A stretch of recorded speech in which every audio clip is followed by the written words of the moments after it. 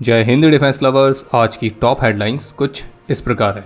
भारत और जर्मनी की $8 बिलियन की सबमरीन डील अंतिम रूप के बेहद करीब। अपने सभी लैंड बेस्ड स्ट्राइक एसेट्स को एक सिस्टम में इंटीग्रेट करने के लिए भारतीय सेना ने शुरू किया है एक नया इनिशिएटिव।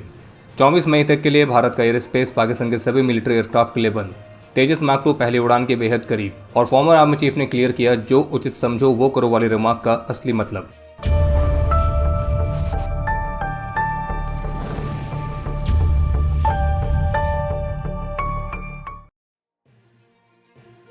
भारतीय रक्षा मंत्री श्री राजनाथ सिंह ने जर्मनी की विजिट के दौरान जर्मन फर्म थाइसन-करप मरीन सिस्टम्स यानी कि TKMS की सबमरीन बिल्डिंग फैसिलिटी को भी विजिट किया है। और इस विजिट के दौरान उनके सामने अत्याधुनिक टेक्नोलॉजीज और एडवांस्ड नेवल कैपेबिलिटीज़ को शोकेस किया गया था।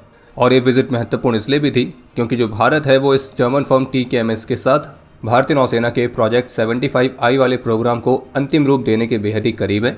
और जिसके तहत ये जर्मन फर्म TKMS अपने भारतीय partner Mazagon dock shipbuilders limited के साथ भारत में 6 advanced AIB equipped conventional attack submarines को बनाएगी, जो कि भारतीय नौसेना की सिंधु घोष क्लास की सबमरीन्स को रिप्लेस करेगी। और ये पूरी परियोजना लगभग $8 बिलियन की होने वाली है। और वहीं इसके अलावा भारत और जर्मनी के बीच उभरते हुए डोमेन्स में टेक्नोलॉजी शेयरिंग और अपॉर्चुनिटीज़ को एक्सप्लोर करने के लिए डिफेंस इंडस्ट्रियल रोड मैप भी साइन किया गया है। और मीडिया रिपोर्ट्स के मुताबिक ये जो रोड मैप है ये 2 वे स्ट्रीट है, यानी कि इसमें केवल जर्मनी की फर्म्स ही भारत में किसी कॉन्ट्रैक्ट के बिड नहीं कर सकती है, बल्कि भारत की कंपनीज भी जर्मन मिलिट्री इक्विपमेंट के कॉन्ट्रैक्ट्स में बिड कर पाएगी। द न्यू इंडियन एक्सप्रेस की तरफ से एक रिपोर्ट जारी की गई है। इस रिपोर्ट के मुताबिक भारतीय सेना ने एक ऐसे स्वदेशी network centric fire control system को विकसित करने की प्रोसेस को इनिशिएट किया है, जिसके तहत भारतीय सेना के सभी लैंड बेस्ड स्ट्राइक एसेट्स को एक सिंगल इंटीग्रेटेड डिजिटल फ्रेमवर्क के अंडर एक साथ लाया जा सकेगा। यानी कि हमारी artillery, rockets, missiles, loitering munitions, इस तरह के सभी लैंड बेस्ड स्ट्राइक एसेट्स एक सिंगल नेटवर्क से कनेक्ट रहेंगे।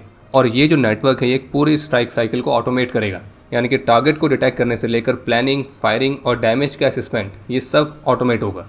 और इससे रियल टाइम बैटलफील्ड रिस्पॉन्स में जो डिलेज है वो और कम हो सकेंगे।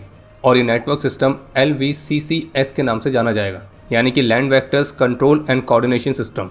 और इसका प्रमुख उद्देश्य है रियल टाइम बैटलफील्ड इंटीग्रेशन में जो क्रिटिकल गैप्स है उनको भी फिल करना। बाकी रिपोर्ट के मुताबिक इसके लिए आर्मी के director general of information system यानी कि DGIS ने RFI ऑलरेडी जारी कर दी है।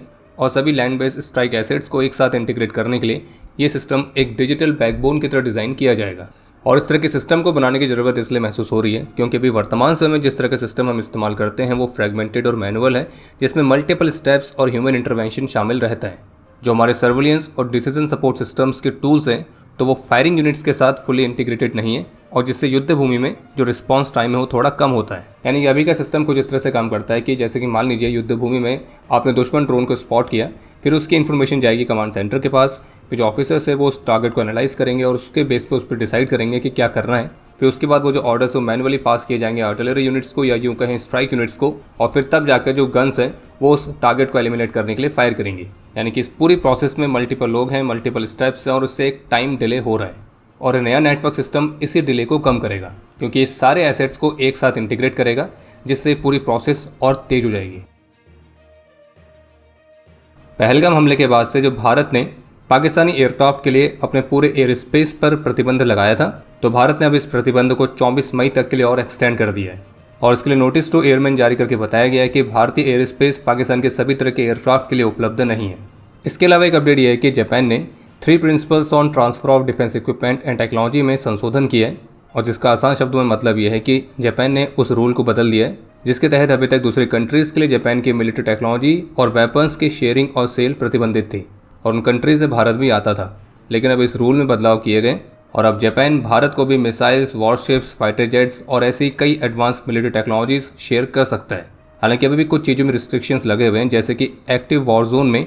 और रिपोर्ट्स के मुताबिक जापान के इसी स्ट्रिक्ट रूल की वजह से भारत और जापान के बीच भी कई ऐसी डिफेंस डील थी जो कि अटकी हुई थी।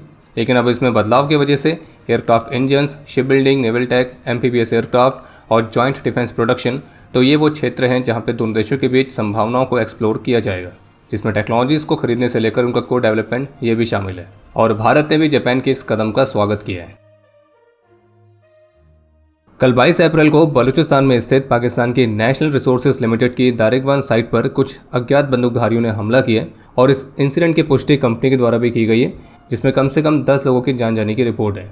और अभी जिस समय हम वीडियो रिकॉर्ड कर रहे हैं तो अभी तक इस हमले की जिम्मेदारी किसी भी ग्रुप ने नहीं ली है। और जिस साइट पर हमला हुआ है तो मुख्य रूप से रिसोर्सेज एक्सट्रैक्शन, एनर्जी और इंडस्ट्रियल ऑपरेशंस के लिए इस्तेमाल की जाती है। और रिपोर्ट्स के मुताबिक इस हमले की वजह से इस साइट के जो ऑपरेशंस हैं तो वो भी रुके थे। बाकी एक और अपडेट है कि जिस तरह से अमेरिका ईरान के साथ इस कॉन्फ्लिक्ट में बुरी तरह से फंसा हुआ है और वो चाहकर भी इससे निकल नहीं पा रहा है, तो इन सब के बीच यूएस प्रेसिडेंट की तरफ से अब कुछ नए रिमार्क देखने को मिले और जिसमें उन्होंने इन्वायरमेंटल प्रैक्टिसेस और ट्रेड इम्बैलेंसेस को क्रिटिसाइज करते हुए ये भी कहा कि भारत और चीन जैसे देश बहुत ही डर्टी हैं, उनके इन्वायरमेंटल स्टैंडर्ड्स बहुत ही ख़राब हैं और भारत और चीन के लिए हेल होल जैसे टर्म्स इस्तेमाल किए गए हैं। और बाकी इस तरह के रिमार्क पर फिलहाल भारत की तरफ से इस पर कोई भी प्रतिक्रिया देखने को नहीं मिली है। वहीं दूसरी तरफ स्ट्रेट ऑफ हॉर्मुज़ पर ईरान और यूएस दोनों के ही अपने अपने ऑपरेशन चल रहे हैं, जिसमें जहां एक तरफ यूएस मिलिट्री ने ईरान से जुड़े हुए एक और ऑयल टैंकर को सीज किया है और वहीं दूसरी तरफ ईरान ने भी स्ट्रेट ऑफ हॉर्मुज़ पर कंटेनर वेसल्स को कैप्चर करने वाली कुछ फुटेज रिलीज़ करी है। और पेंटागन के असेसमेंट के मुताबिक स्ट्रेट ऑफ हॉर्मुज़ पर ईरान ने जो माइंस बिछाई हैं उनको पूरी तरह से क्लियर करने में लगभग 6 महीने तक का समय लगेगा और जिस वजह से ऑयल के प्राइसेस जो हैं वो बढ़े रहेंगे।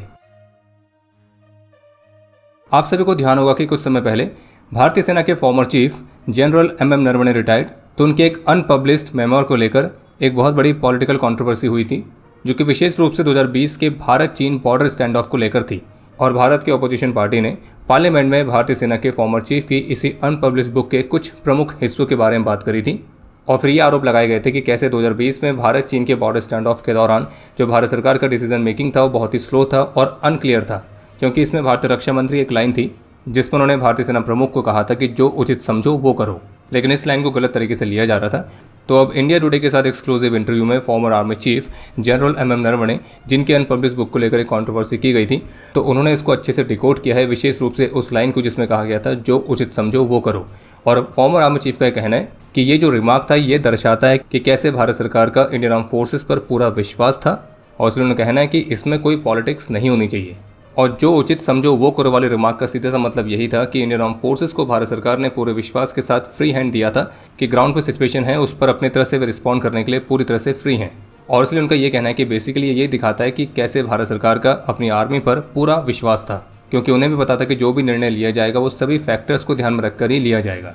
बाकी अभी जिस समय हमें वीडियो रिकॉर्ड कर रहे हैं तो यूएस प्रेसिडेंट के भारत को जो हेल होल कहा गया था उस वाले रिमार्क पर यूएस एम्बेसी के प्रवक्ता की तरफ से स्टेटमेंट आई है, जिसमें उनका ये कहना है कि यूएस के जो प्रेसिडेंट है तो उनका ये कहना है कि भारत एक बहुत ही ग्रेट कंट्री है और उनके सबसे टॉप के फ्रेंड्स में वो आती है। खैर ये भी बड़ा अजीब सा तरीका है अपनी गलतियों को कवर अप करने का। और बाकी एक और अपडेट है कि जो भारत का तेजस मार्क 2 है वो अपनी पहली उड़ान के बेहद ही करीब है और रिपोर्ट्स के मुताबिक इसके टैक्सी ट्रायल्स जल्दी शुरू किए जाएंगे और फिर उसके बाद इसकी पहली उड़ान कंडक्ट होगी। और अब समय है आज के इतिहास का। आज के दिन 2008 में लद्दाख में देश के प्रति अपना कर्तव्य निभाते हुए लांस नायक रोहितस्वा गुर्जर ने अपना सर्वोच्च बलिदान दिया था और इन्हें मरणोपरांत सेना मेडल से सम्मानित किया गया।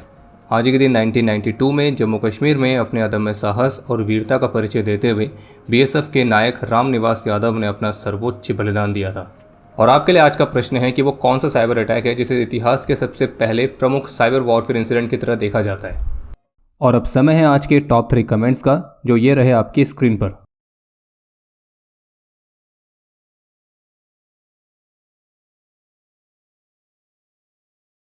उम्मीद है आपको आज का एपिसोड पसंद आया होगा। पसंद आया तो वीडियो को लाइक करना ना भूलें। आपके कोई भी सुझाव या सवाल हो तो उसके लिए कमेंट सेक्शन ओपन है। और अगर आप डिफेंस रिलेटेड और भी एक्सक्लूसिव कंटेंट में दिलचस्पी रखते हैं तो आज ही प्ले स्टोर से डिफेंस स्क्वाड की सुपर ऐप को डाउनलोड करना ना भूलें। और अगर आप चैनल पर पहली बार आए हैं तो squadron.in पे जाके हमारे नए डिज़ाइंस को भी चेकआउट जरूर करें। बाकी जल्द मिलेंगे नए एपिसोड के साथ, तब तक के लिए जय हिंद, जय भारत।